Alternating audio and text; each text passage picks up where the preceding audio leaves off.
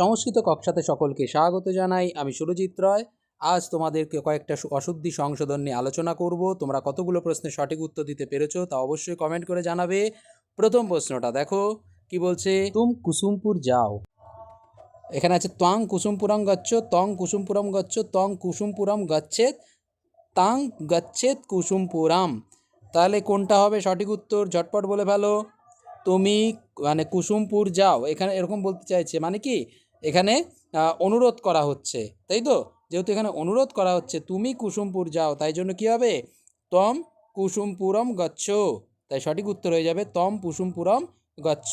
ঠিক আছে, নেক্সট দ্বিতীয় নাম্বার 6 নম্বর প্রশ্নটা উত্তর দাও। বচ্চে দুধ পিতে হে, বচ্চে দুধ পিতে হে কোনটা হবে সঠিক উত্তর বলো ঝটপট। বালা দুগ্ধং পিবতি, বালহ দুগ্ধানি পিবন্তি, বালাহ দুগ্ধং পিবন্তি, বালাহ দুগ্ধা পিবন্তি। মানে এখানে কি বলছে, বাচ্চা দুধ পান করে, দুগ্ধ পান করে, তাহলে কি হবে, বাচ্চা হচ্ছে বালক শব্দ বা বালো শব্দ। এবার বালো শব্দ নর শব্দের মতো, তাহলে যেহেতু বাচ্চে বহু বচনান্ত যদি আমরা করি তাহলে কি হয়ে যায়, বালাহা। এবার যেহেতু কর্তা হচ্ছে বহু বচনান্ত যদি হয় তাহলে ক্রিয়াটাও বহু বচনান্ত হবে, কিন্তু এখানে পিবাতি রয়েছে তাই জন্য এটা হবে না। তারপরটা দেখো, বালহ একজন একটা বালককে বলেছে, তাহলে এখানে ক্রিয়াটা পিবতী হওয়ার কথা ছিল কিন্তু এখানেও হবে না। এবার এটাই আসি, বালাহা পিবন্তি। দেখো বালা বহু বচনে আছে, পিবন্তিও কি আছে, তিতাস অন্তি প্রথম পুরুষ বহু বচনে আছে, তাহলে এটা ঠিক আছে। আবার কি পান করছে না, দুগ্ধ পান করছে, তাই হয়ে গেল দুগ্ধম পিবন্তি। তাই সঠিক উত্তর হয়ে যাবে বালাহা দুগ্ধম পিবন্তি।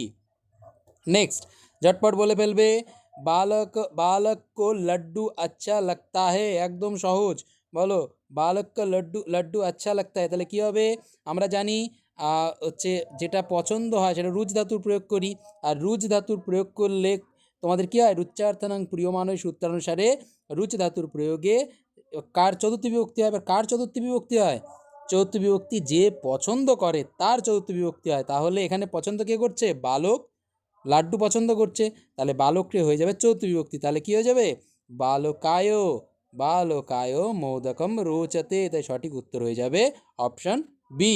এরকমই আরও অনেক প্রশ্ন উত্তর নিয়ে প্রতিদিন নিয়মিত আলোচনা করা হয়।